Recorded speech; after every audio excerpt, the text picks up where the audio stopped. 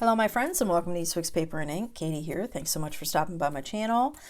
Today I'm excited because I'm collabing with my friend Desiree over at Include a Thank You and Then Some, and today we're playing with pigment powders and we are seeing what can be done with them and how we can stretch them in our art. And so today I'm going to show you how to create a simple rainbow background using 3 pigment powders, 3 colors, and how you can create your own pigment ink. First, I'm going to talk a little bit about the pigment powders that I like to use. These are Procyon dyes. If you're familiar with my channel, you know what I'm talking about. These are tie-dye powders used to make tie-dyes, but you can dye paper, wood, clothing, anything that you want that is dyeable, you can use Procyon dyes for. And so I use them. We make tie-dyes at home, and so I got these little bottles and I use them to create, you know, colorful backgrounds in my card making. And so the other pigments powders that are out there are the Perfect Pearls there. We've got Nuvo Shimmer powders, Color Bursts, and Brushos. So any of those are going to work for what we're doing today, including making your own pigment ink to stamp with. Now I am showing you 2 hot pressed watercolor papers, which is what I prefer, and I make my own shimmer powder using some water and Perfect Pearls. And so the hot press watercolor paper, I prefer them. This here I'm showing you is the student grade. It's a 25% cotton. And then I also use Arch's 100% cotton hot press watercolor paper. I prefer them because they're smooth. When it comes to shimmer powders, if you use a watercolor paper that has any kind of texture, like cold press, even Tim Holtz, most watercolor papers like the Canson XL is going to be a cold press.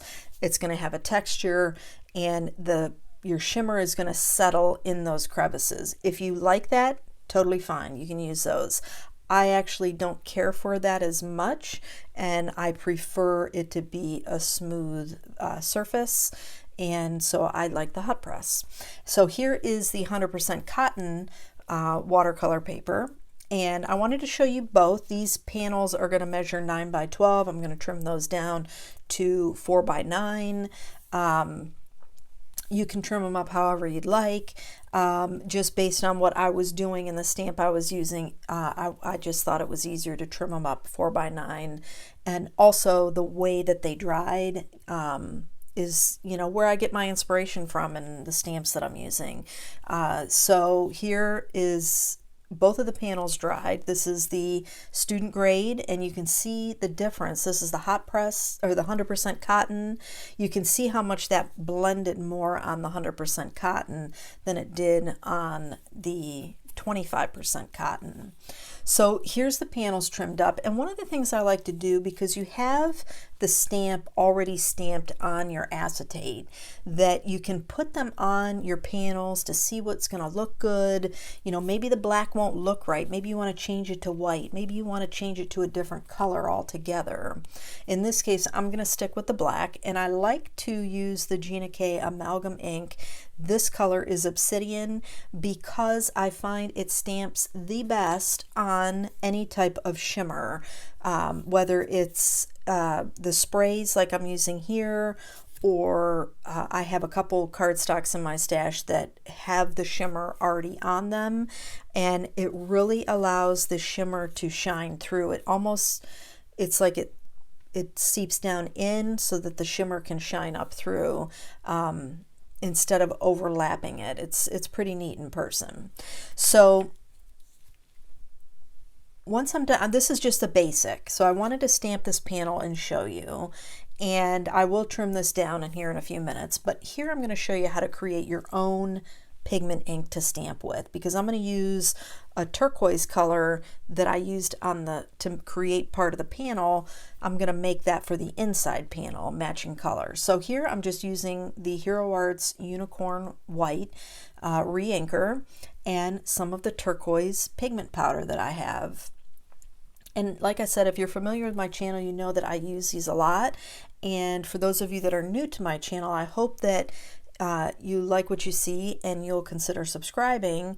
But I also wanted to give you guys something new, because I look and look and to see what has been done with pigment powders. And what I've shown you so far, people, it's nothing new, right?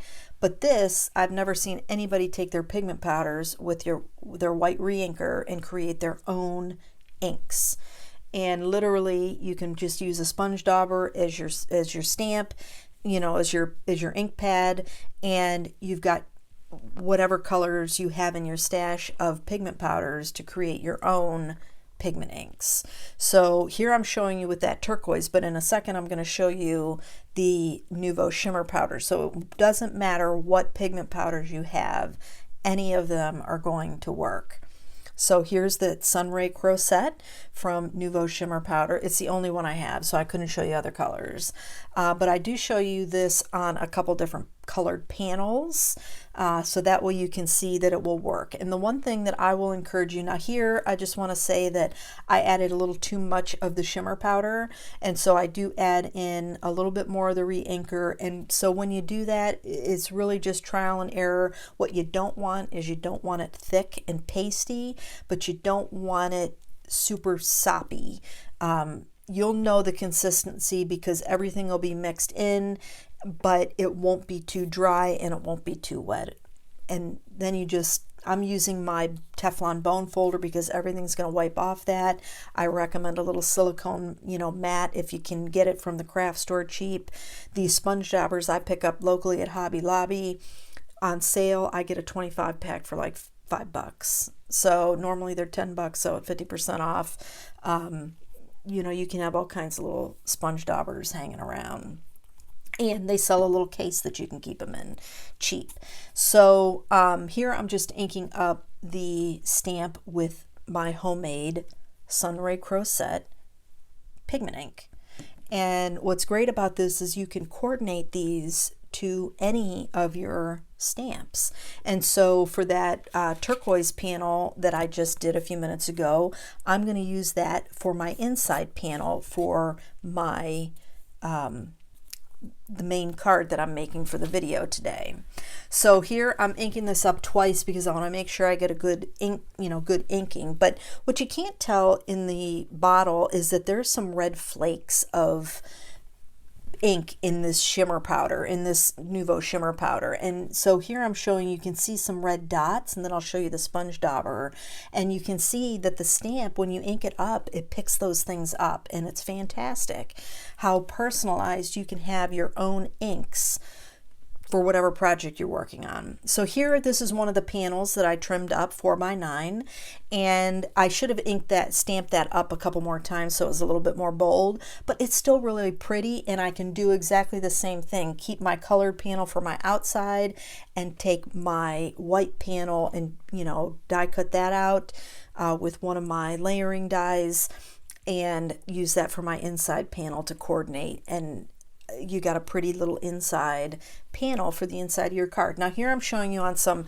dark chocolate cardstock from Simon Says Stamp, and I love how these turned out, and I love the versatility of creating my own pigment inks. I'm a big fan of pigment inks. You can ink blend with these too, just so you know, and